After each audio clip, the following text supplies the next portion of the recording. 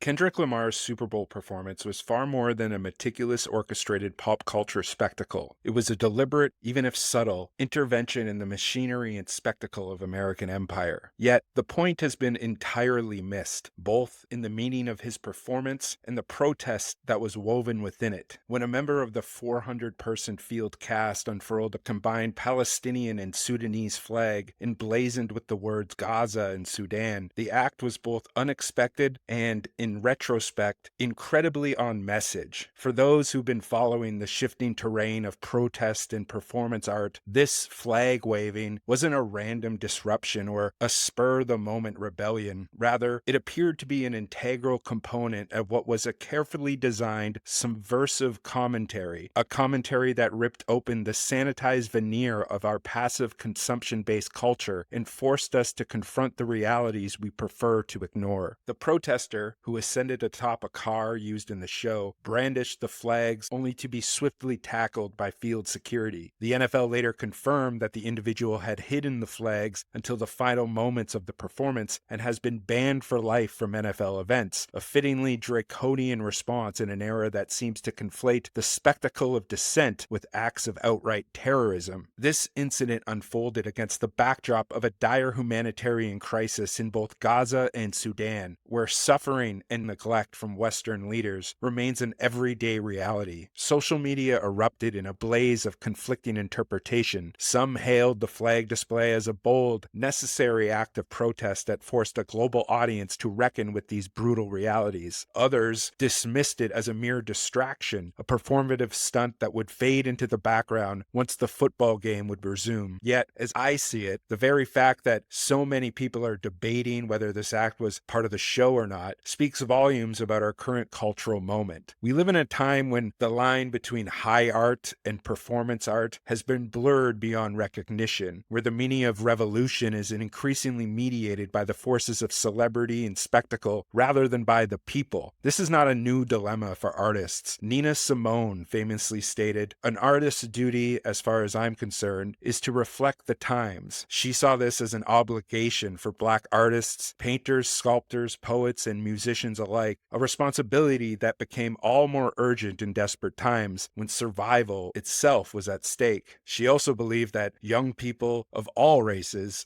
understood this instinctively, which is why they were so engaged in political struggle. In that sense, Kendrick Lamar's performance and the act of protest that was embedded within it was a reflection of the times, a disruption designed to force an audience insulated by spectacle to acknowledge the realities of violence and empire. But rather than sit with this discomfort, many have immediately shifted their focus, not to the content of the performance or the protest, but to Kendrick Lamar himself, expecting him to outright explain, take a stand, or assume the role of a revolutionary figurehead. This expectation is not just misguided, it is an extension of what I like to call the internalized white savior complex, the persistent impulse to shift the burden of revolution onto marginalized figures rather than confronting the system that necessitate resistance in the first place. Let's be clear. Kendrick Lamar's mere presence on that stage at the Super Bowl, his music, his message, these are acts of resistance. His entire career has been an unflinching confrontation with systems of violence and control, a direct challenge to those who police Black existence while extracting profit from its cultural output. He has never been silent on oppression. The question is, why so many people refuse to hear him unless he speaks in a way that satisfies their expectations? The revolution is about to be televised. You picked the right time but the wrong guy, he remarked. And on this night, it seems the revolution, if you can swallow calling it that, was indeed being broadcast, albeit through the medium of a highly controlled and sanitized spectacle with an act of orchestrated dissent embedded within it. Those who insist that the flag waving was an uninvited interloping, I think, miss the point entirely. The protesters' actions were designed to provoke, to challenge the very nature of this sanitized mainstream political discourse and to expose the contradiction of a society that consumes both art and politics in a passive but equal measure. Yet, What troubles me the most is the persistent expectation that Kendrick Lamar must not only be an artist, but also a revolutionary savior. The notion that a single rapper, himself a product of the very empire that he critiques, should somehow dismantle it on his own. It's both naive and deeply revealing. It is a demand that is placed uniquely on non-white artists, as if their mere existence within this oppressive system is not already a resistance in itself. This expectation that a celebrated black artist must bear the weight of systemic change alone is the eternalized white savior complex inverted. Rather than white-dominated audiences assuming responsibility for dismantling empire, they instead offload that responsibility onto the very people that are most constrained by it. They expect Kendrick, an American rapper, to embody the revolution, to sacrifice himself for a symbolic act, while they themselves remain passive observers to the spectacle. Kendrick Lamar's ascent,